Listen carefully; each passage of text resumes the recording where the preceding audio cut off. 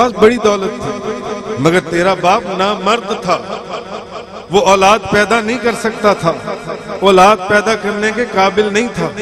مجھے یہ فکر لگی رہتی تھی، مجھے یہ فکر لگی رہتی تھی کہ یہ دولت غیر لے جائیں گے، یہ دولت غیر لے جائیں گے، اس لیے تیرا باپ گھر سے باہر گیا ہوا تھا، میں نے ایک بکریوں کے چرواہے سے زنا کروایا تو اس کی اولاد میں سے، تو اس کی اولاد میں سے۔ مفتی احمد یار خان نعیمی صاحب رحمۃ اللہ علیہ، اللہ کروڑوں رحمتیں ان کے اوپر نازل فرمائیں، فرماتے ہیں حضور علیہ السلام کی بارگاہ میں گستاخی کرنے والے پہلے اپنے اصل کی تحقیق کر لیا کریں، حلال کیے ہیں یا حرام کیے ہیں، کیونکہ قرآن کا فیصلہ یہ ہے کہ حضور کی بارگاہ میں گستاخی کرنے والا حلال کا ہو ہی نہیں سکتا، حرام کا ہو، بے شک بے شک حرام کا ہوگا حضور کی بارگاہ میں گستاخی کرنے والا جو حضور کی بارگاہ میں۔ اللہ نے جواب دیا نا، اللہ نے جواب دیا۔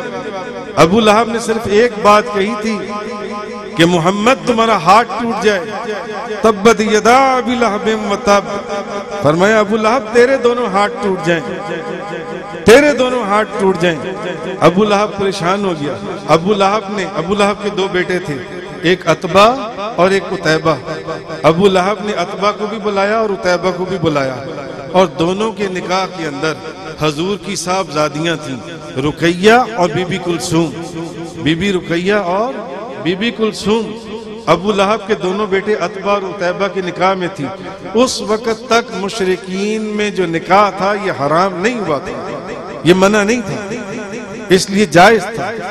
اس نے دونوں بیٹوں کو بلایا، اس نے کہا سنو سنو، محمد عربی نے یہ الفاظ مجھے کہیں کہ تیرے دونوں ہاتھ برباد ہو جائیں، میں تمہیں ایک بات کہتا ہوں، ان کی دونوں بیٹیوں کو طلاق دے دو، اور اگر تم نے طلاق نہ دی، تم نے ان کو فارغ نہ کیا، تو میں تمہیں اپنی دولت سے فارغ کر دوں گا، میں تمہیں اپنی دولت سے فارغ کر دوں گا۔ عتیبہ حضور کی بارگاہ میں حاضر ہوا، یا رسول اللہ مجھے میرا باپ میری دولت سے فارغ کر دے گا، اس لیے میں تو آپ کی بیٹی کو طلاق دے رہا ہوں۔ عتبہ نے بہت بے ادبی کی، بہت گستاخی کی، حضور کی صاحبزادی کو بہت مارا بہت مارا بہت مارا، یہاں تک کہ وہ انتقال کر گئی۔ حضور نبی کریم صلی اللہ علیہ وسلم کے دل اقدس کو بہت تکلیف ہوئی، حضور روتے تھے، حضور روتے تھے۔ حضور نے بد دعا فرمائی، حضور نے فرمایا یا اللہ عتبہ کے اوپر اپنے کسی کتے کو مسلط کر دے، عتبہ کے اوپر اپنے کسی کتے کو مسلط کر دے۔ اب ابو لہب کو پریشانی لاحق ہوئی۔ ابو لہب نے کہا اب میرے بیٹے کی خیر نہیں، محمد کی بد دعا اب میرے بیٹے کو لگ جائے گی۔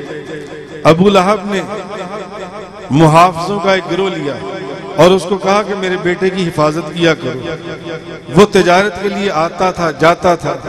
مدارج النبوت شریف کے اندر شیخ عبدالحق محدث دہلوی رحمۃ اللہ علیہ آپ فرماتے ہیں کہ وہ ایک قافلے کے ساتھ کسی دوسرے شہر کو جا رہا تھا، ایک جنگل کے اندر پڑاؤ کیا۔ مدارج النبوت شریف کے اندر شیخ عبدالحق محدث دہلوی فرما رہے ہیں ایک جگہ پر پڑاؤ کیا، ایک جنگل کے اندر، آدھی رات کا وقت تھا۔ آپ فرماتے ہیں کہ جنگل کے اندر سے ایک شیر آیا اور اس نے ایک ایک ایک ایک کر کے ساروں کا منہ سونگا، ساروں کا منہ سونگا اور سب کو چھوڑ دیا۔ جب عتبہ کو سونگا تو عتبہ کو چیر پھاڑ کے رکھ دیا۔ معلوم ہوا کہ گستاخ رسول کے منہ سے ایسی بدبو نکلتی ہے جس کو جانور بھی پہچانتے ہیں۔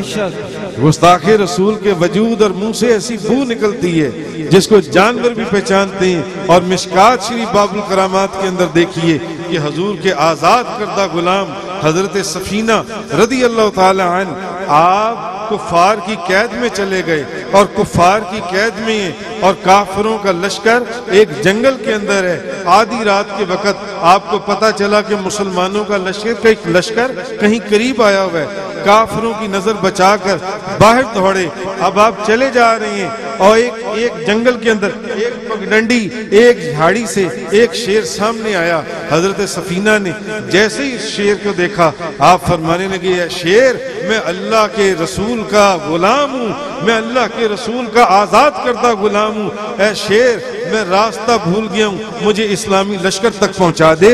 وہ شیر آگے آگے اور حضرت سفینہ پیچھے پیچھے. جب اسلامی لشکر آیا تو شیر غائب ہو گیا. سبحان اللہ. معلوم ہوا کہ گستاخ رسول